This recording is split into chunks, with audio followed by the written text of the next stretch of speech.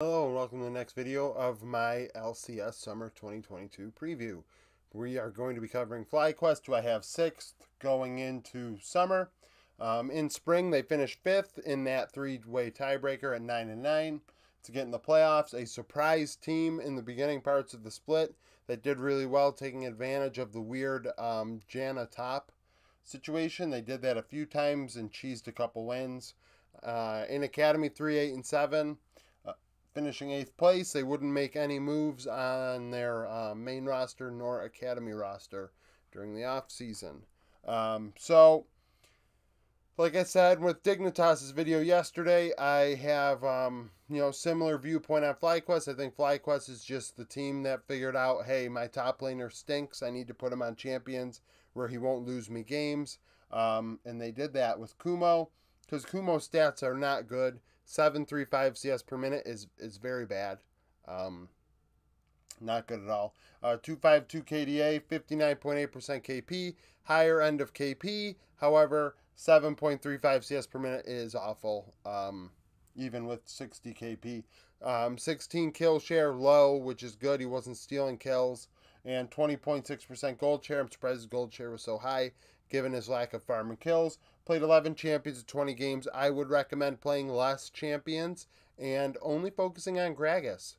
Scion, Malphite, insert tank here. His backup, Philip, not much better. 715 CS per minute in Academy. He is nowhere near ready. He is 1 CS per minute or more under where I would say he's ready, especially when he only had 50 KP. So he is, more often than, really, he's only in half the team's fights and half the team's kills, so he's usually in the side lane, and he's not farming well either. 20.5 kill share. Great for you. You're getting kills when you fight, but the problem is you are farming so terribly that the gold you're gaining by getting kills is only putting you, close to your opponent in top. 20.4% gold share, played 10 champions at 36 games. Probably should tone that down as well. In the jungle, we have Jose Diodo. Jose, I've been a fan of since he came over from Latin America. Very good player. 572 CS per minute, 358 KDA, 74 KP. So his KP is high and his farm is high, which is good. You got best of both worlds. You got a guy that can do it all. Jungle mid duo is solid with Jose and Takui. 19.6 kill share, which is kind of low, given that he can play carries, he can play tanks. You'd think that'd be higher. 18.8% gold share. At least he's getting more kills than the gold he is taking in. Played 8 champions. UG behind him. 533 CS per minute with Academy. Very similar KDA, 67 KP. So he's getting there. Maybe after summer, if you can bring that farm up, you're looking at a player that in 2023 people are talking about as a guy that could, maybe not start right away or something, but a guy that's in the upper tier of Academy junglers. 22% kill share, which is pretty high, and 19% gold share. Played 7 champions in 36 games. You'd like that to grow as well. Mid, Takui. So Takui came over with Blue. Blue outperformed Takui in my opinion, but Takui did well at times also. 397 KDA, 854 CS per minute. 8.5 is middle of where you want to be at mid. I feel like 8.5 is like the threshold of like bare minimum. And when you look at him, he had 70% KP, so that is above where you want to be as well.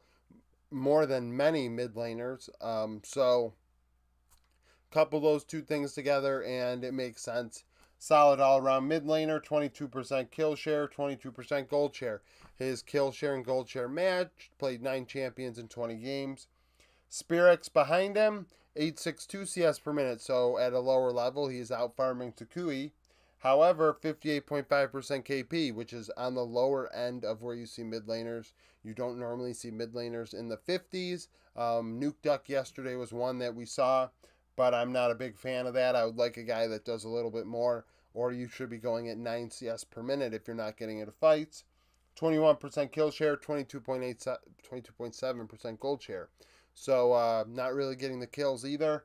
Not at the level of which he is farming. However, he's not fighting. Played 11 champions at 36 games, so, he's got to work on his roaming and his awareness. Johnson and Bot, 421 KDA, 937 CS per minute. Not one of my favorite bot laners. He likes to play Senna a lot, which kind of throws off his numbers. He only played it once this past split, but I expect him to play it some in summer.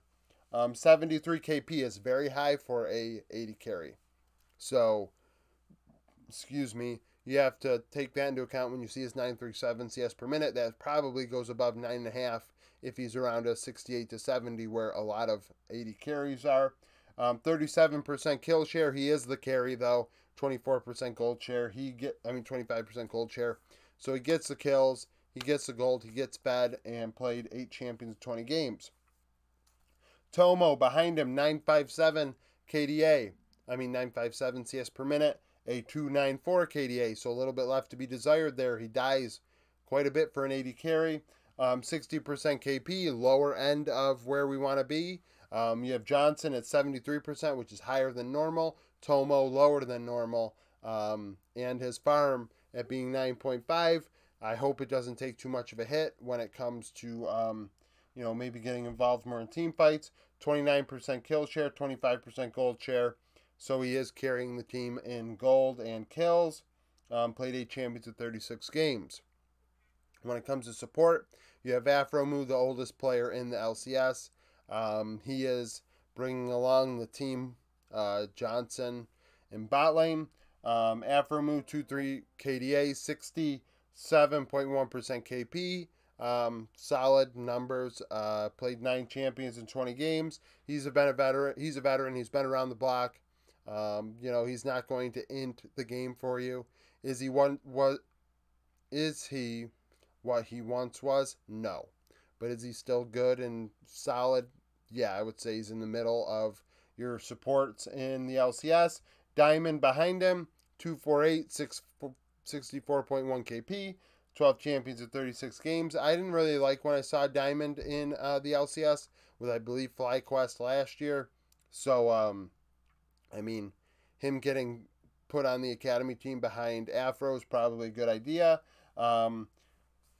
Hopefully he helps Tomo come along, because he does have the LCS experience that Tomo might need to get better. But as I see it right now, FlyQuest and Dignitas are pretty close once again. We'll see how Gamsu does for Dig, and if they can overtake Fly, because they're pretty much the same team in my opinion. Comment below if you have an opinion on FlyQuest, or you watch Academy and have a take on these players that are on FlyQuest Academy. Like the video if you like it. Subscribe to the channel for daily League of Legends content. Earlier today, I did my League of Legends roundup for day 1 of week 1 in the LPL. We saw EDG and FPX play a 3-game series, as well as Weibo and IG. So if you missed those, you can watch that video and get recaps of what happened. My T1 video, which will finish my LCK Summer 2022 preview series, will be out. So you can watch all 10 of them if you'd like in the playlist. And then finally, before I hit the hay, I'm going to have a preview video out for tomorrow's games in the LPL, where you can predict who you think's going to win, and we go over maybe the win conditions for those teams. So stay tuned for all of that. Thank you for watching this video, and I hope you come back for more content.